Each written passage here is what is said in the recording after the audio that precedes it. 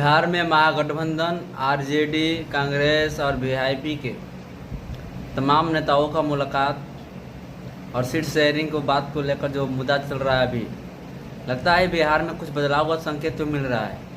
लेकिन इन लोगों को लीडरशिप करने का एक डायरेक्ट रूप से डायरेक्शन नहीं मिलने के कारण हो सकता है कि बदलाव हो पाना बिहार में अब की बार मुश्किल हो सकता है, क्योंकि लोगों को अंदर जो भावना है बदलाव की वो पार्टियों के अंतर्गत समाहित होती जा रही है। लोग अपनी बातों को भावनाओं को पार्टी के माध्यम से रखना चाहते हैं। ना ही आरजेडी के पास फुल बहुमत है, ना ही कांग्रेस के पास, ना ही वीआईपी के पास, ना ही और कम्युनिस्ट पार्टी के पास।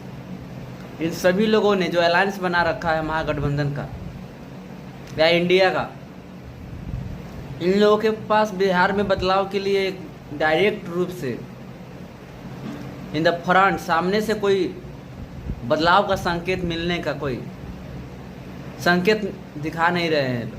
लोग चाहती है, आम जनता चाहती है कि हमें कोई डायरेक्शन दिया जाए, डायरेक्शन के आधार पर हम वोटिंग करें, लेकिन ये सारी डायरेक्शन देने में लोग असफल साबित हो रहे हैं। मैं चाहता हूँ बिहार के कांग्रेस प्रभारी कृष्णलाल वर्मा जी से, आप डायरेक्ट रूप से बिहार को रिप्रेजेंट कर रहे हैं तो बोलना पड़ेगा ना आपको कि हमारी गवर्नमेंट आती तो बिहार में ये फैसिलिटी लाएगी।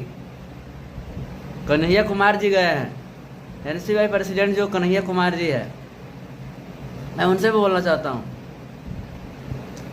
आप छात्रों को, स्टूडेंटों को लीडरशिप कर रहे हैं तो उनके साथ जो समस्या आ रही है उस समस्याओं को आप आम जनता के बीच में रखें, डायरेक्ट रूप से रखें, जोरदार तरीके से रखने की कोशिश किया जाए। अगर आप हमारे हित के लिए बात नहीं करेंगे तो आपके समक्ष हम कैसे खड़ा होंगे, आपको क्यों वोट करेंगे? ये आम समस्या है, आम बात है, आम भी जानते हैं।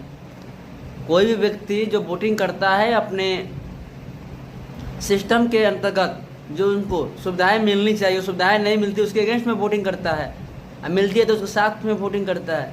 इन सारी चीज़ों को मद्देनज़र आप लोगों को अपना कदम उठाना पड़ेगा।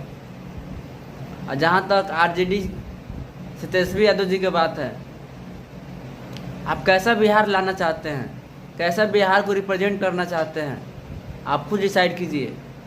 बिहार में जो बदलाव का संकेत मिल रहा है उसको बोलिए आप कि सरकार में कमी नहीं होती है, प्रशासन का जो व्यवस्था था, सिस्टम था, उसको कंट्रोल करना होता है। आज कहीं भी कुछ होता है बाबा योगी आदित्यनाथ जी का नाम लिया जाता है, मालूम है क्यों? क्योंकि उन्होंने यूपी में जो सिस्टम लाया है वो सिस्टम सबसे बढ़िया है, वो सिस्टम हर जगह होना चाहिए। Thank you, please support and like कीजिए।